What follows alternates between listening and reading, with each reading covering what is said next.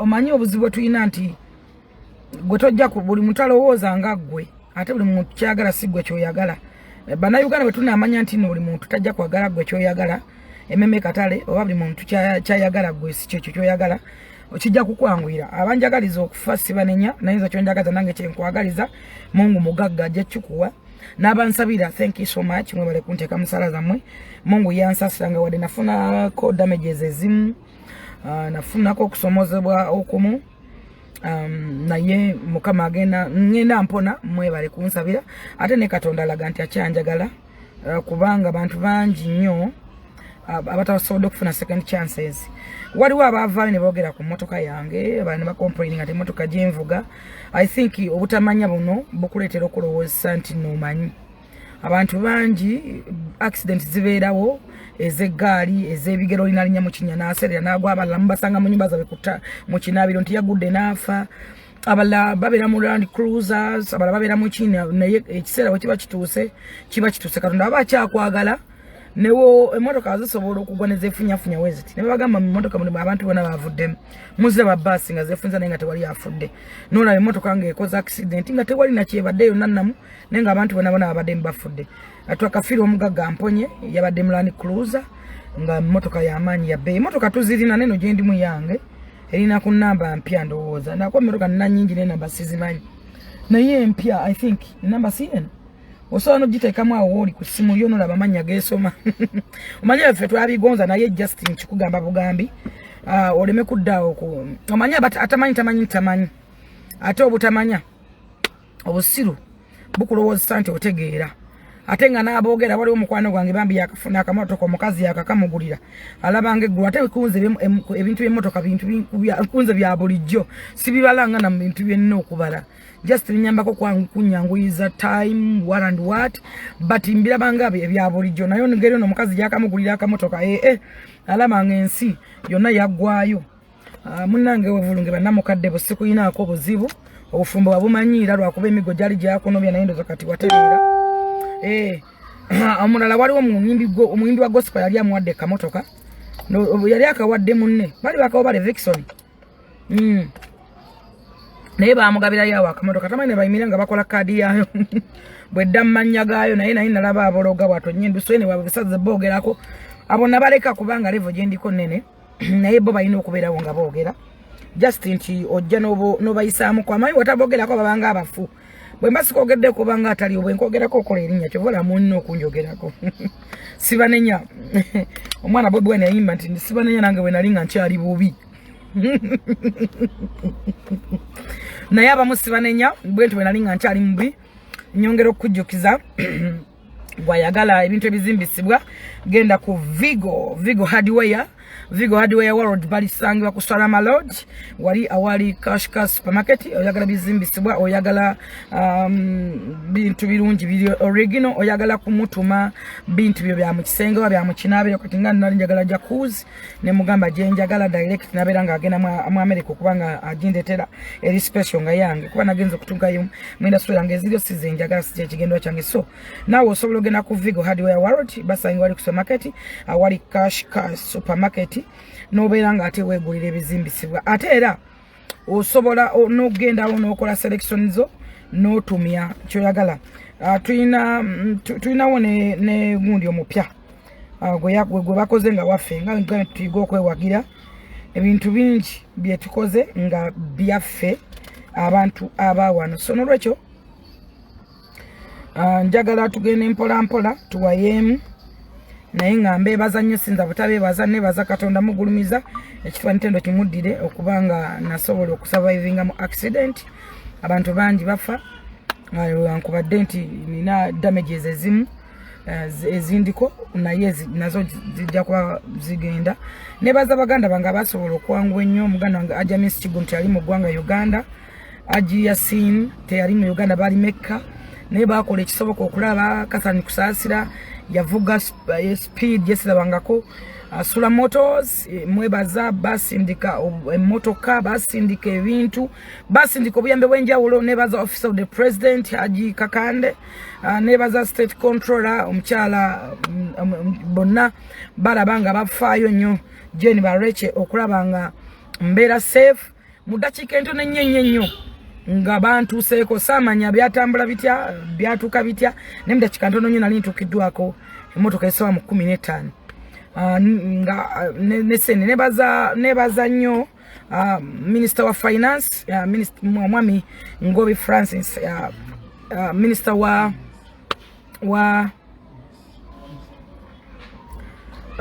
yasobola okubanga naye antukako mu budde obutuufu nebaza Speaker wa Parliament Anita Among yafaayo nnyo okulaba nga mbeera safe mbeera ekisomozebwa kyonna nebaza General Iso ye yagamba bamutwale nakasero bamutwale ekiganyo kyonna ekirawe kiba kiganya atwalibwe bweru w'eggwanga General Iso nkwebaza Vicky ja muyambi wa General Iso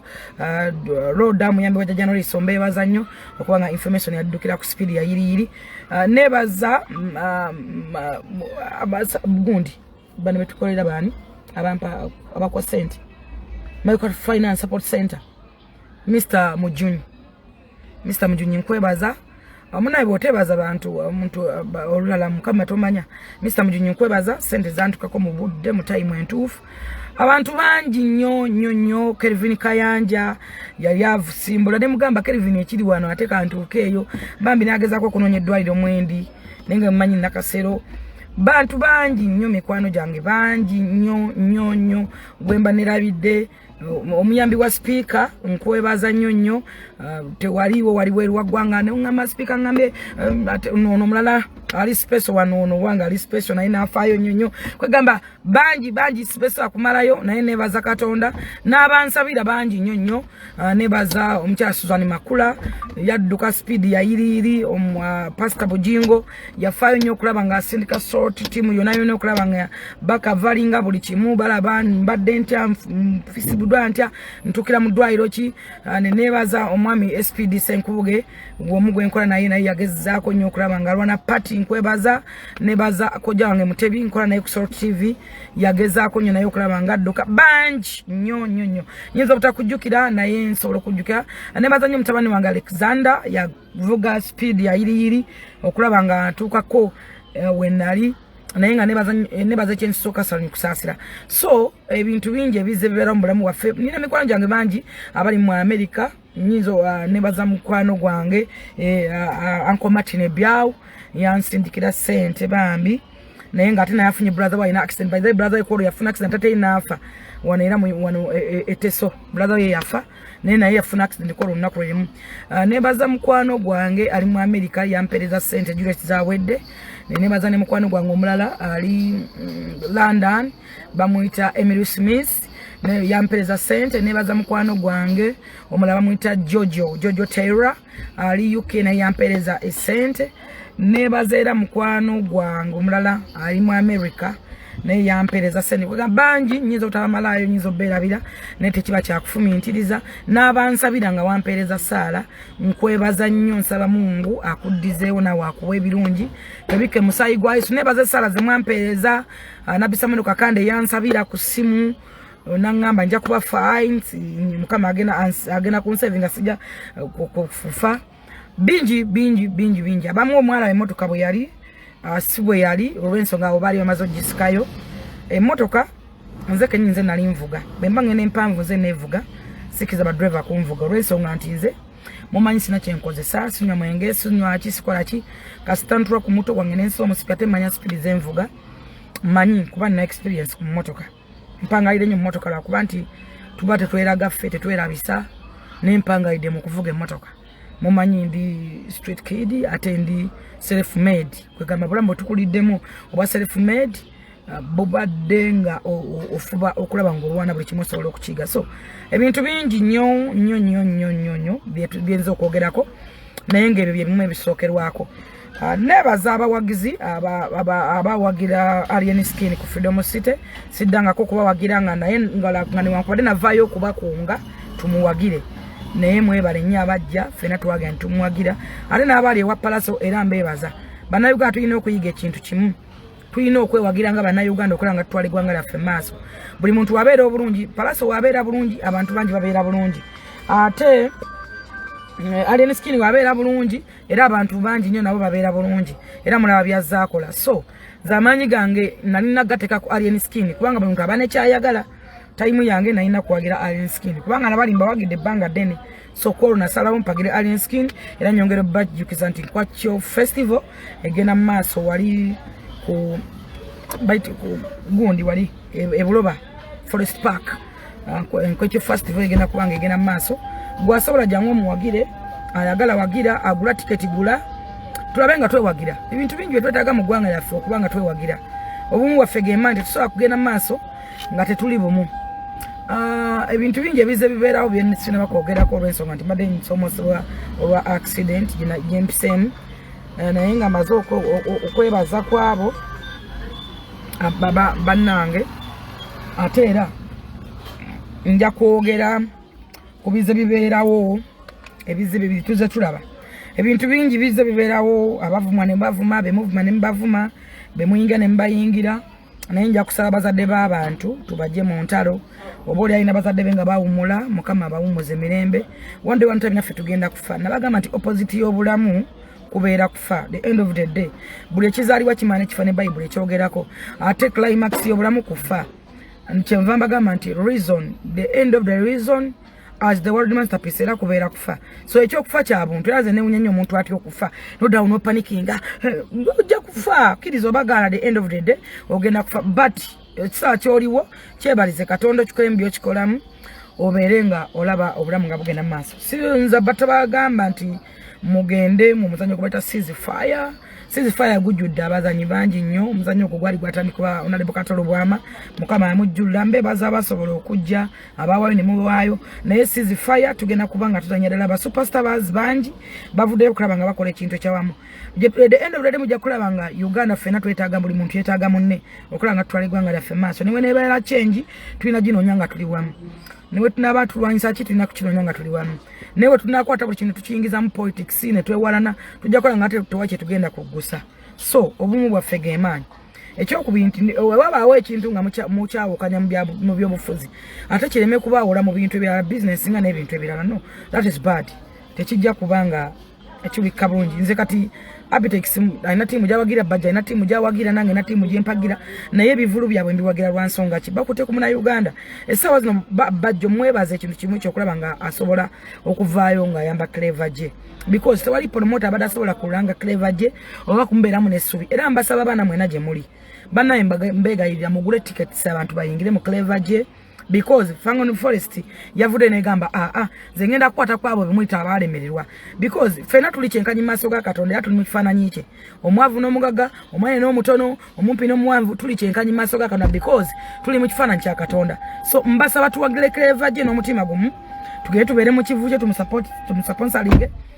asobole okugula tebo gula nange ngenda kugula sigenda genda nga muntu no way nina kugula mwanda wakwali en skin nagula ne ticket nengula so twewagire nga bana Uganda tutwale gwanga lya famous tekiriyo gamba nti ono wa kibina kino to ebyofuzi mubirekera ababifunamu ababina naye obumu bwaffe gemaanyi eyo nga nvudeyo waliwo ebintu bingi ebadde bijje butambula mwana mulenzi Diamond Platinum yabadde mu gwanga lyaffe era I think akyalimu kirungi okubanga akyalimu naye ebintu ebimu byayogeddeko byabadde bingi nnyo naye nga olaba nti era agezaako okugamba nti mu respecting aba regents but after respect the regents mwagale ensi yammwe mweyagale nga bana Uganda ebintu bingi byenze mbagamba nzize nga nkona ku bintu wano ndala nga Banamawulire ne mugamba full figure Banamawulire full figure Banamawulire no nze njogeza mazima njogeza kufumintiriza because enjita nze sikyapwiteninga sinonya linnya sinonya sympathy no way kyenako wakyali kimu by YouTubers because by YouTubers I have many messages omukazi akubira simu nagamba Jennifer njija naye nakuweza title gyoyagala yogereko nagamba njagala mpisiza omwene ono muyise mu eggaali njagala byegane nve nteke messages ku Facebook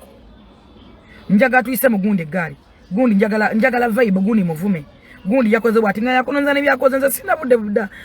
ku TikTok kunonya bana bakoze kimbo wano omuntu kotayagana kwogerako naye nga yamukusibako ayagala mumogereko afune views muza mubiraba bakulietinga entalo mufe n'obukyayi mwakirabyeko recently nalabye omuvubuka oyo mwagala nnyo omuvubuka ono mutono yani omuvubuka oyo yani Mama Brighton yagenze nakolako omwana omubaba muta Daily Uganda namukolako interview after Daily Uganda nalumba tejjoze Kyakala naye ng'olaba nti ayagala kozinga lutalo mwabamu mukirowooza nti bali mu promotinga Kivulu naye temumanyi damages zisigalawo temumanyi ntalo zisigalawo enekyokubiri mulekerawo okulowooza nti abantu babeera bapromotinga Bivulu ne ku Alien Skin ne Palace we mutu mwagamba nti bapromotinga show oli bamukubye mumulooza nti bapromotinga show singa bamukuba ne bamutta singa ine nkovu kati zaalaga olutalo malaje lukomye so goba oli eyo ngolowooza nti Ekivulu kya Jose Kyakala bagina kipromotingira mu bukyalina bujja that is bad because kira tekikosa Jose Kyakala kira tekikosa omwana omulala omuntu ajja kitwala serious abadde agenda okujja leme kujja bobadde ine Uganda akwadde interview which is okay naye lwaki mubuuza ebibuuzo biri nonsense mubuuza questions nga batali bannamawulire buli agula ekisimu yeefuula munnamawulire buli agula ekisimu ekyo oba kyatika screen kyazimba amanda akisibisa rabba bandi yeyita munnamawulire akoze kipages alowooza kulya ku ggwe ffe tuliisiza bannamawulire tuliisiza ba YouTubers emmotoka bazivuga mu manyi gaffe naye tebarespecting abantu nze nabalabira kuyisima kati bali mu kuwanuuza abakazi abakadde mu bannamwandu bayisima nosanga TV namba ekole gulire mu bannamwandu bayisima tebalina buyambi naye nga abakazi bayita bali mu myaka 8 isima yali abe bakakoddi lulinga mwalinga temubalaga bakozinga obutalo nalabako omukazi omwana nga mutemberi omwana oyo yava nalabayo yakwata essimu mbu nakubira isima after isima ate mulese omukazi akaaba mbu ate nali muwino simanyi noonyeza amu emyaka 6 simanyi tugenda kutwala ewaseka Yasini oyo katemba w'omuzannya abantu bategeevu abantu babuufu mubala olutambi nga mumwina kyemunoonya okuyisaawo nogenda nofuna milioni 12 kyokka ono gwotadde mu kamera nafunako milioni 1 oba emitwalo aga nga tegagenda mumazaako mwezi even emyezi 2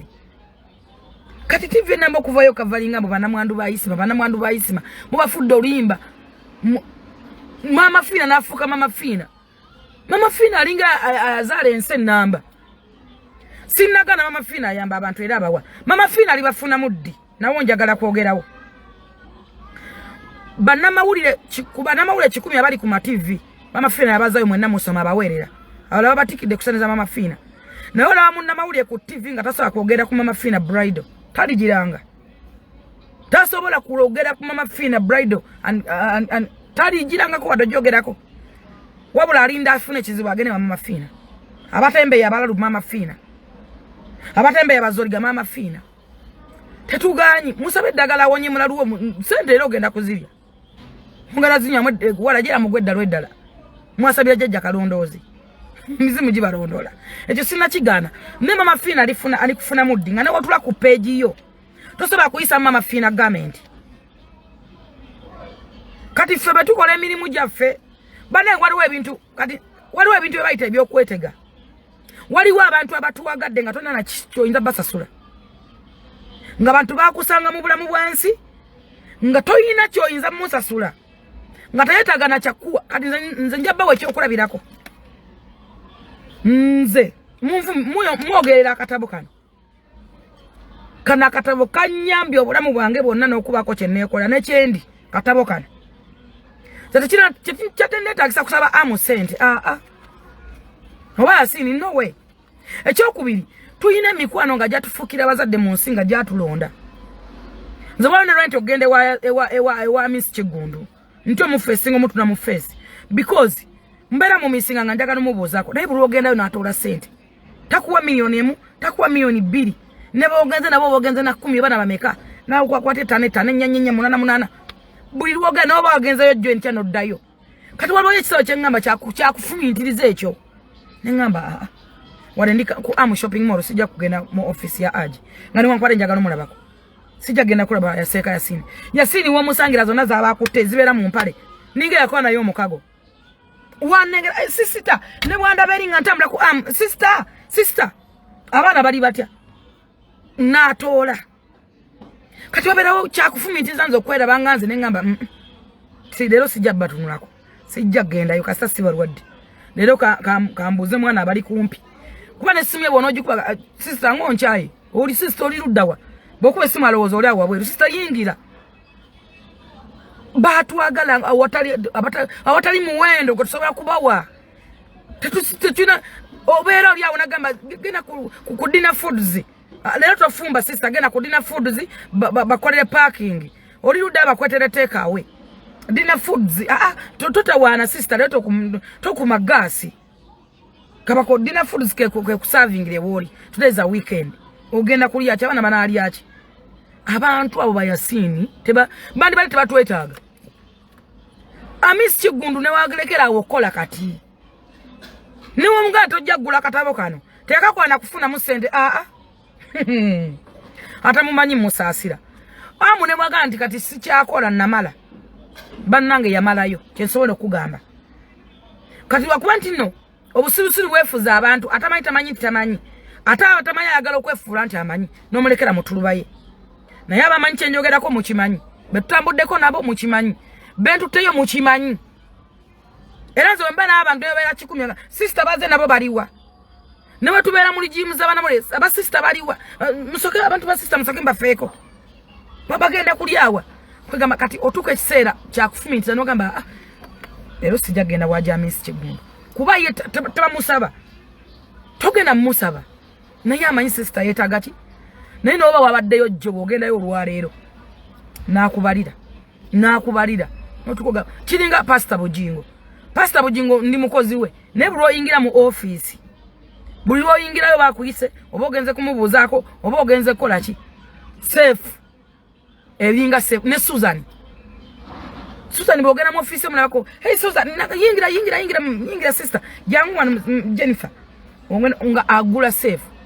nenga tomugambye nti mpa tomusabe kati okufumiza ogamba yaguno mwezi kamweresemu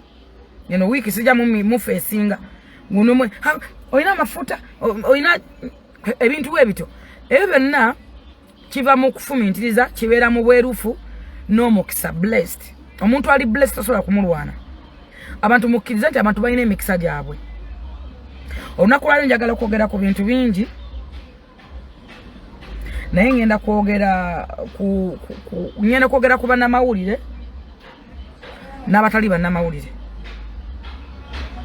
ngenda kwogera ku Winnie Nwagi njogere ne ku bayimbi ngenda kwogera ku Diamond Platnumz n'ebibaddewo Diamond Platnumz mu kujja wano abamu interviewinga ndoza mwamulaba nalabye akawulire akansomoozezza nga yakatuuka bwati mumuwa ekimuli omuntu nga yamubuuza bannamawulire mukama basaasire oba kituufu muli bannamawulire lwaki temulekera bano abaana bannamawulire abatuufu ne babuuzanga ebibuuzo oba tomanyi luzungu lwaki toyita Shira Gashumba yitako mskats muleke bano abaana bagundi babuuze amawulire leka mutebye wasooti abuuze tulina bano abaana oba Siduriru wali omuvuko yabaye n'enviiri nyingi baye Siduriru mumuleke abuuze naye katufunye obuzibu mu bannamawulire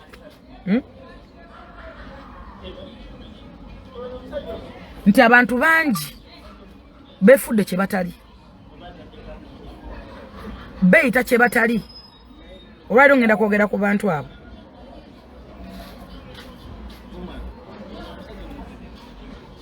ngenda kwogera ku bantu abo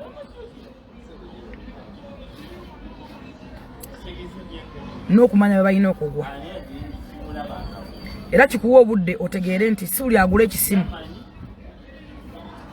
afuuka munnamawulire nina omuvubuka anvumidde ebbanga nga yeefuula nti akola ku munnamawulire kuba yafuna kipeegi kwaferera bakadaama